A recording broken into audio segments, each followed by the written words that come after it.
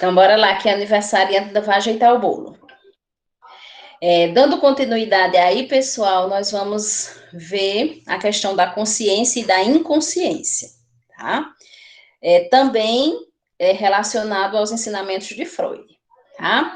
Então, consciência é apenas uma parte do nosso funcionamento mental. É a parte que temos consciência do que pensamos, do que sentimos, do que fazemos, do que falamos e do que fazemos, e contém as ideias que estamos cientes no momento, tá? Então, pessoal, a nossa consciência, né, são as nossas memórias. É aquilo que está na nossa mente neste momento, tá? Que elas são pensamentos, né, são memórias que estão conservadas e que foram armazenadas na nossa mente, tá? Então, tudo que foi armazenado, que a gente realmente teve interesse e captou, né, essa ideia e trouxe para a nossa mente, ela foi armazenada. E ela está lá conservada. A partir do momento que a gente precise dessa ideia, desse pensamento, ela vai estar lá, ela vai surgir, tá? Então, isso é a nossa consciência, tá? É tudo aquilo que a gente conservou, é toda aquela ideia, aquele processo que a gente armazenou e a nossa memória, a nossa consciência, ela conserva até hoje. Então, nós temos ensinamentos, regras, pensamentos que a gente vivenciou há muito tempo atrás, que até hoje nós temos na nossa mente. Por quê? Porque elas foram armazenadas e elas estão conservadas na nossa mente. Teve coisas que a gente passou, experiências, ideias que a gente escutou, que não nos causou interesse. Então, elas não foram armazenadas e não estão conservadas na nossa mente, tá? Então, não nos causou interesse, muitas vezes a nossa mente não vai fixar. Aquilo que nos causa interesse, aquilo que mexe com o nosso emocional, a nossa mente ela vai armazenar e conservar, ok? E daí nós temos o inconsciente. O inconsciente é a parte nossa que não temos consciência. Nele estão desejos reprimidos, conteúdos censurados à consciência. O inconsciente afeta o nosso dia a dia. Ele influencia nossos comportamentos e ações sem que a gente perceba. Contém os elementos instintivos e as ideias reprimidas que são impedidas de se tornarem conscientes, tá? Então, veja bem, lá na nossa inconsciência, tá? Tem aquelas experiências, tá? Aquelas ideias que nós passamos, tá? Que nós aprendemos, só que são pensamentos que nos causam sofrimento, tá? Que a nossa consciência acha que elas não são necessárias para o nosso dia a dia. Então, a nossa consciência, ela manda essas informações para o nosso inconsciente, para que a gente não sofra mais, para que a gente não entenda que a gente já passou por isso, não relembre que a gente já passou por isso, tá? Isso aí são os nossos desejos reprimidos e conteúdos censurados à consciência. Vamos imaginar, vamos exemplificar aí. Então, eu sofri um acidente, tá? E esse acidente foi, né, aquele acidente, daí ele é recente, tá? E eu estou vivenciando todos os dias essa cena, tá? E daí, isso me traz muito sofrimento, né? Eu choro, eu me isolo, eu me angustio, estou em processo de ansiedade. Então, a minha consciência, né, sabe que isso não está sendo bom para mim, tá? O que é que vai acontecer? A minha consciência vai me ajudar, porque nosso corpo é super inteligente, tá? Então, a minha consciência vai me ajudar a levar esses pensamentos, a levar essas ideias, a levar essas memórias para o inconsciente, para que eu não sofra mais. Isso demanda tempo? Demanda. Ótimo. Os traumas dos quais nós não lembramos, tá? Wellington, eles estão lá no inconsciente, certo?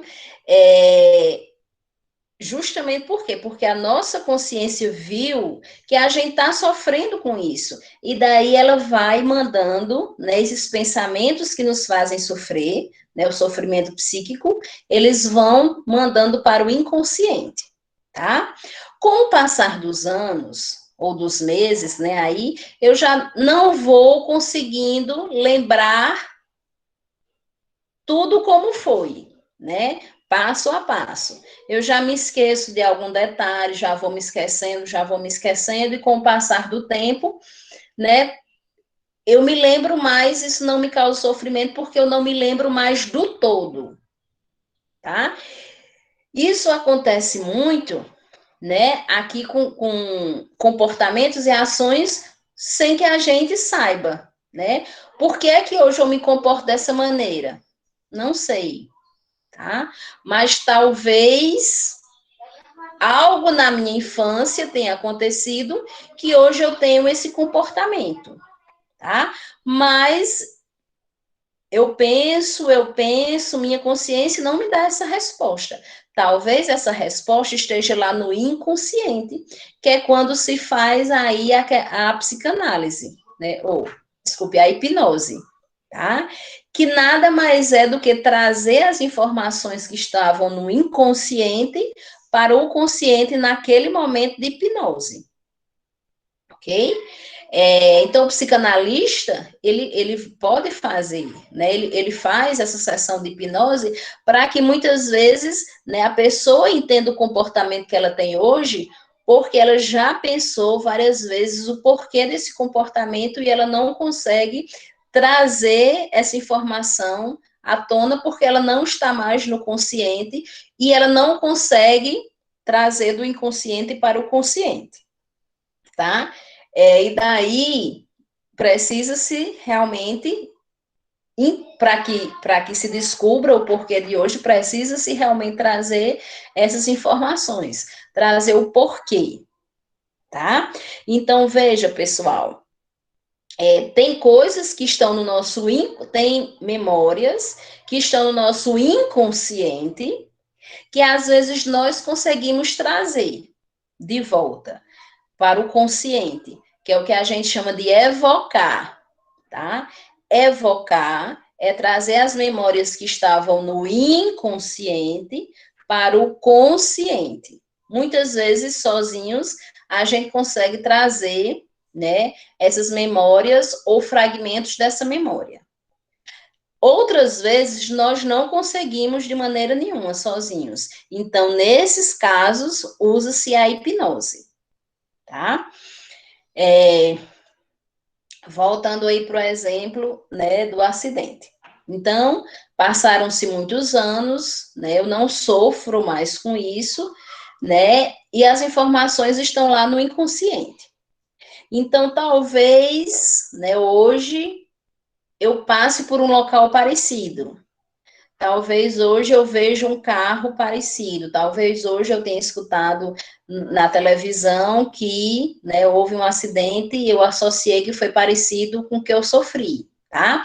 Então, o que é que vai acontecer? Alguns fragmentos que estavam lá no inconsciente, eles podem voltar, tá?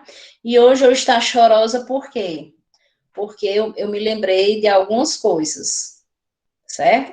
Mas isso, né, já não vai me trazer o sofrimento que eu tive quanto mais recente, tá? Porque muitas das coisas ficaram lá no inconsciente e eu não consegui trazer tudo de volta. Eu trouxe partes, trouxe fragmentos, ok? Então, pessoal, veja que a nossa própria consciência, tá? Ela tem essa função de levar esses pensamentos que nos causam sofrimento para o inconsciente, para que a gente não sofra mais. Algumas vezes a gente pode ajudar o nosso consciente a fazer isso, quando a gente busca ajuda, tá? Então, perdi alguém, não estou conseguindo sozinha, porque isso está me trazendo muito sofrimento, sozinho não estou conseguindo. Então, a terapia, o psicólogo, o terapeuta, tá? Ele pode me ajudar a levar esses pensamentos mais rápidos para o inconsciente, tá? Através das atividades que aí eles que sabem fazer, proceder, tá certo? Orientar. Tranquilo, pessoal, com relação ao consciente e o inconsciente, então veja que nós não sofremos o tempo todo com o trauma, como o Wellington falou aí, tá? Então, muitas vezes o trauma, parte do trauma, do que a gente vivenciou, do que a gente tem na nossa memória, é levado para o inconsciente, tá? E a gente não fica sofrendo o tempo todo, tá? E muitas vezes todo esse pensamento vai para o inconsciente e a gente nem sofre mais com isso. Ok? Por isso que se fala muito, né? O tempo ajuda. Na realidade, é a nossa memória, né, que está com o tempo mandando isso, nessas informações, esses conteúdos reprimidos, né, para ela, né, para a consciência, lá para o inconsciente, para que a gente não sofra mais. Ok? E daí, pessoal, nós vamos para o desenvolvimento da personalidade de Freud, tá? Freud dividiu o desenvolvimento da personalidade em 5 partes, tá? Onde a primeira delas a gente até falou, né, na questão da fase oral,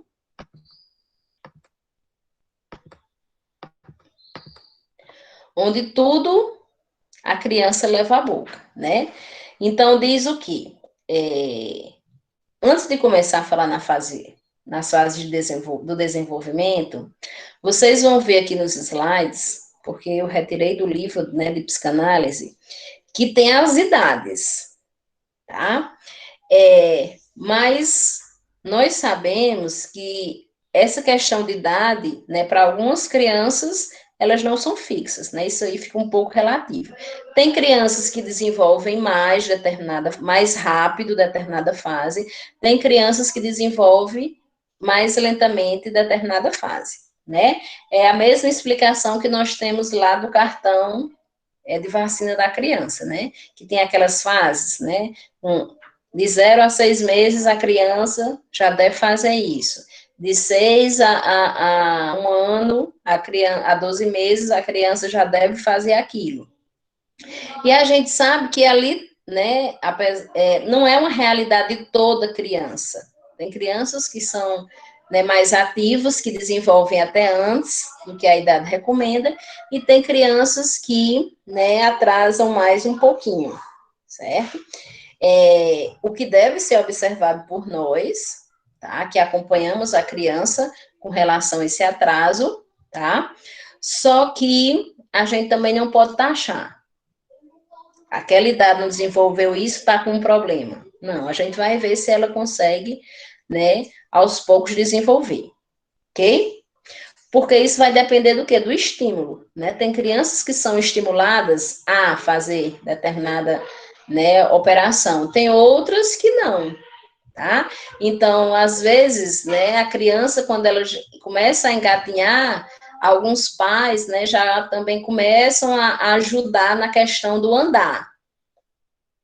Tem outras crianças que elas não têm essa ajuda, tá? E daí elas vão desenvolver, né, começar a andar no momento que elas acharem, né, que elas conseguirem realmente. Tem crianças que já antecipam isso aí porque elas são estimuladas no andar, tá? A mesma coisa, né, que acontece lá no cartão de vacina, pode acontecer aqui na fase do desenvolvimento de Freud, tá? Algumas crianças podem desenvolver, né, sair de uma fase para outra um pouco mais cedo ou mais tarde, tá? E algumas crianças desenvolvem essas fases com muita intensidade, a gente observa que essa criança está passando por essa fase, e outras crianças a gente nem sequer observa porque essa fase não foi tão intensa para a criança, ok? Então, vamos lá. Na fase oral do primeiro ano de vida, a criança satisfaz suas necessidades sexuais por meio da boca e obtém o prazer através da sucção. Então, nessa fase, né, nós sabemos que até os 6 meses a criança deve estar em amamentação exclusiva. Depois desses 6 meses, né, introduz, mas pode se manter ainda a amamentação, tá? Então, levando para aquela, relembrando a fase do ID, né, nós sabemos que nessa fase a criança está em inconsciência, né, começando a desenvolver aí o ego, né, mas ela ainda está muito inconsciente, então tudo a criança leva à boca, tá, isso satisfaz os seus prazeres, tá, na questão da dentição, onde a criança coloca, né, objetos e a mão na boca para realmente o roçar da gengiva aí, né, que está em processo de desenvolvimento, né, dos dentes, da dentição. Então, aquilo vai saciar o quê? Uma irritação, vai saciar uma dor que ela esteja sentindo, né, com o rasgar aí das gengivas, certo? E daí a questão de matar a fome, né, através da sucção, da amamentação. Então, essa fase oral realmente é aquela fase, né, onde tudo que a criança necessita, ela tem o seu prazer satisfeito, né, ela tem o seu desejo manifestado e satisfeito pela fase oral, pela boca, né? Freud fala aqui na questão sexual, porque Freud, ele trabalha muito, né? Ele teve muito essa visão da sexualidade, dos desejos libidinais, tá? Então, ele também fala na questão de que a criança já desperta, né? Já pode despertar alguns desejos sexuais, mesmo nessa fase oral, e todos são sanados aí pela questão da sucção da amamentação, tá? Então, pessoal, nessa fase oral, a criança leva tudo para a boca, tá? A criança satisfaz seus desejos, tá? Na boca, como fome, como diminuição da dor, tá? Como aconchego da mãe, como elo, ligação mãe-filho, tá? Como a questão da segurança, certo? Então, tudo isso a criança tende a ter isso saciado através da boca, ok? Na fase anal, é no segundo e terceiro ano de vida da criança. No segundo ano de vida, a criança se satisfaz através da expulsão das fezes ou em retê-las. Uma fixação nessa fase pode explicar obsessividade com limpeza e arrumação. Então, vamos entender. Nessa fase anal, é quando a criança está aprendendo o controle dos esfíncteres, tá? Então, muitas vezes, nessas idades aí, a criança está deixando, né, a fralda, né, e está aprendendo aonde fazer o seu cocô e fazer o seu xixi, os locais que é permitido para que ela faça isso, né, que é orientado para que ela faça isso. Só que algumas crianças, né, aprendem a fazer isso nos locais corretos, né, quando muitas vezes os pais compram aquele piniquinho todo enfeitadinho, e daí eles vão, né, pela questão do enfeitado e aprendem que é lá, tá? E tem crianças que realmente não aprendem, certo? Não aprendem com facilidade. E elas vão fazer, né, as suas expulsões, né, em qualquer canto. Nessa fase, pessoal, os pais, eles também precisam ser trabalhados, no sentido de ensinar, no sentido da paciência, certo? Porque muitas vezes essa questão de reter pode ser ocasionado por medos que a criança começa a ter quando ela é repreendida, que ali não é o canto adequado, tá?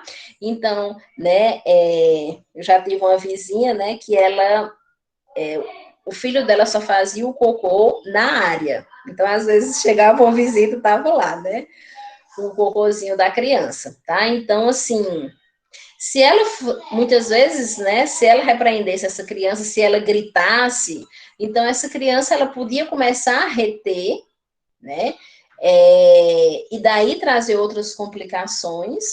Por quê? Porque ela foi, sempre que ela fazia isso, ela era recriminada. A mãe brigava, a mãe gritava, tá? Então, nós temos que mostrar também para os pais, dar esse ensinamento para os pais, que a criança ela tem que ser orientada e é um processo de aprendizagem, tá? E a criança, ela vai aprender. Algumas aprendem mais rápido, outras aprendem mais lentamente, mas elas irão aprender, tá? Para Freud, pessoal, ele acreditava que a criança, quando reprimida com relação a esses, né, a essas retenções, né, a esses esfíncteres, tá, a esse descontrole com relação ao local, elas são crianças mais predispostas a desenvolver determinados tipos de ansiedade, tá?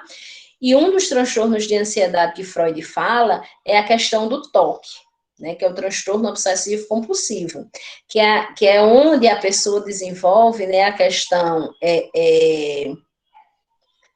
a exigência excessiva por limpeza, por arrumação, a questão da simetria, a questão da observação, tá?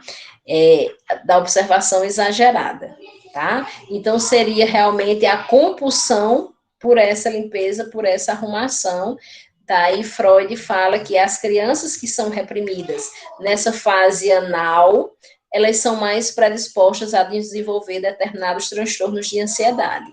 Dentre os transtornos de ansiedade, tem o toque aí, transtorno obsessivo compulsivo, tá? Tranquilo a fase anal e a fase oral?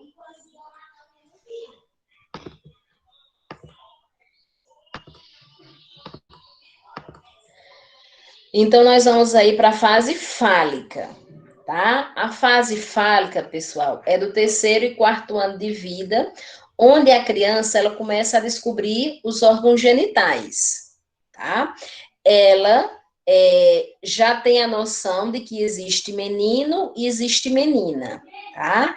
Ela já tem algumas orientações na sua mente que menino brinca de bola e menina brinca de boneca, tá? Menino é azul e menina é rosa, né? Isso a sociedade já incorpora isso na criança, certo?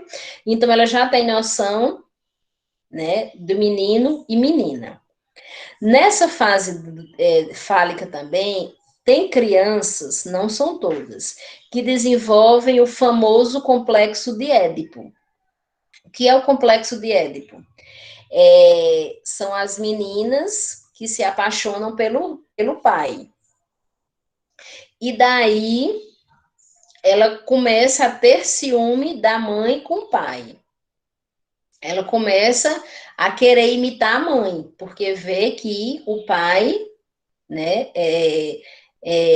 dá muita atenção à mãe. Então, ela começa a se maquiar, ela começa a usar os sapatos, né, os colares, né, os adornos, tá?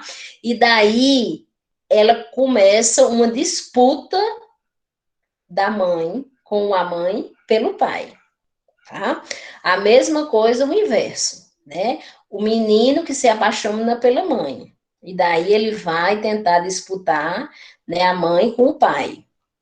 Okay? Então ele começa a querer se barbear, né? A usar os sapatos do pai, as calças, ok? E ele não gosta do pai porque ele só ama a mãe, tá? Isso deve ser trabalhado, né? Em crianças que desenvolvem esse complexo de Édipo, que não são todas que passam por esse, que apresentam esse complexo, né? Isso deve ser trabalhado. Seja os pais trabalhando sozinhos com essa criança, seja muitas vezes eles buscando uma ajuda psicológica, tá? Então, isso de maneira nenhuma pode ser alimentado. A literatura, Larissa, ela fala do terceiro, quarto ano de vida, tá? Tem crianças que podem desenvolver um pouquinho mais tarde, certo? E veja que também não são todas as crianças que desenvolvem. Tem crianças que passam por essa fase fálica, que descobrem que existe menino e menina, mas não desenvolvem o complexo de Édipo, tá certo? Tem crianças que desenvolvem, tá? De forma amena. Ela tem um ciúminho do pai e da mãe, mas isso não vem atrapalhar o relacionamento, né, dela, seja com o pai, seja com a mãe. Já tem crianças que desenvolvem de forma complexa mesmo, tá? Onde ela passa, a menina passa a ter raiva da mãe porque o pai está dando atenção à mãe e ele tem que dar atenção só para ela. Então, essas crianças, elas precisam de uma ajuda psicológica, tá? Porque elas têm que aprender que, além da consulta, da ajuda psicológica, os pais também têm que ensinar, tá? Elas têm que aprender que o pai é casado com a mãe, então eles namoram, tá? Os pais não podem parar de se beijarem na frente da criança porque a criança está desenvolvendo isso. Na realidade, eles têm que mostrar, ó, papai namora com mamãe, papai beija mamãe, mas papai ama também, tá? Papai te ama também, certo? Só que são amores diferentes, amor de filha, então vai construindo, tentando construir esses ensinamentos na cabeça da criança, tá? Até que realmente essa fase aí passe, ok? Mas veja que se isso for muito intenso na vida da criança, ela vai precisar de uma ajuda, ok? Então, os pais, eles têm que ensinar, eles não podem se privar, né, de carinhos em frente à criança, né, porque isso é família, né? A gente sabe que essa é a noção família, carinho, né, em frente a todos, né, logicamente o que se pode, né, e que a criança venha desenvolver transtornos com isso, certo? Então, isso deve ser muito bem trabalhado, essas crianças que realmente desenvolvem esse complexo de Édipo, ok? Então, pessoal, nessa fase, certo? Muitas vezes vai precisar, né, para a criança que desenvolve, de uma ajuda psicológica aí, tá? Tem crianças que podem apresentar esses ciúmes, mas que não são, né, tão intensos, mas que a própria família pode dar essas orientações, esses ensinamentos e a criança passar dessa fase, tá? E tem crianças que nem desenvolvem o complexo de Édipo. Só mesmo tem a noção da diferenciação de menino e de menina, tá? E daí nós vamos para a fase de latência, tá? Na fase de latência, acontece do quinto ao 10º ano de vida, né? A fase onde muitas crianças, elas entram na escola, né? Logicamente que tem crianças que entram mais cedo, né? Hoje as crianças estão cada vez entrando mais cedo na escola, 1 ano e 8 meses, 1 ano e meio, 2 anos, mas essa, né, a fase realmente que a criança obrigatoriamente tem que estar na escola, né? E aí a fase da pré-adolescência, que vai até a fase da pré-adolescência, tá? Nessa fase de latência, a gente já sabe que o nome latência é um período que é adormecido, tá? Então, é onde a criança, ela aprende que ela não é mais o centro das atenções. Ela não é única, tá? Por quê? Porque ela começa a ver que os pais têm que sair para. Ela começa a entender que os pais têm que sair para trabalhar, que muitas vezes ela fica aí com a babá, com a avó, com a avó, com o tio. Ela vai para o ambiente de trabalho do pai ou da mãe, mas vê que eles lá estão se relacionando com outras pessoas, tá? Ela começa a frequentar a escola e vê que lá ela não é única, que lá ela não é o centro das atenções. Então, é nessa fase onde a criança vê que não é mais só ela, né? É nessa fase onde muitas vezes, se ela dizia uma bobagem, né? Se ela chamava um palavrão, né? Antes, o pai e a mãe diziam, oh, meu Deus, que bonitinho, ou não sei o que e tal, é porque ela é criancinha demais, ela não entende. Agora ela já está começando a ser reprimida, tá? Por quê? Porque as regras já estão mostrando o que ela pode e o que ela não pode, seja as regras dentro de casa, seja as regras lá no ambiente de trabalho do pai ou da mãe, seja as regras da escola, tá? Agora ela está começando a aprender, tá? Agora ela não mais vai ter tudo, né? Então ela chega na escola, ela é filha única, e chega lá na escola, ela vai ter que dividir os seus brinquedos. E muitas vezes ela vai chorar porque não quer dividir, ela vai chorar porque quer o brinquedo do colega, mas não pode, tá? Tem que se mostrar que não pode. Nessa fase de latência também, até para se chamar atenção, as crianças acabam, né, isso os pediatras, eles falam muito, que nessa fase de latência as crianças acabam desenvolvendo o amigo imaginário, tá? E porque ela está sozinha, e antes ela era o centro das atenções, e agora ela está sozinha, então o amigo imaginário dela é só dela, tá? Ela não precisa dividi-lo com ninguém, ok? Tem crianças que não criam, né, esse amigo imaginário, mas tem crianças que criam e realmente muitas vezes levam até a adolescência mesmo, tá? Outra coisa que também acontece muito na fase de latência é quando a criança ela pega o brinquedo do colega e leva para a sua casa, tá? E isso deve ser orientado pelos pais. Você não pode fazer isso, né? O brinquedo é da escola ou o brinquedo é do colega e daí você vai ter que devolver, certo? Então amanhã você leva para a escola, chega e entregue ao seu coleguinha, certo? Nós não podemos, né, alimentar que a criança faça isso porque nessa fase da latência, porque ela é criança, tá? Principalmente nessa fase de latência. Não, ela tem que aprender e seguir as regras, que o que é do outro, o que é meu, tá? Eu posso dividir, eu posso brincar lá no ambiente da escola, eu não posso trazer para casa e tomar posse, ok?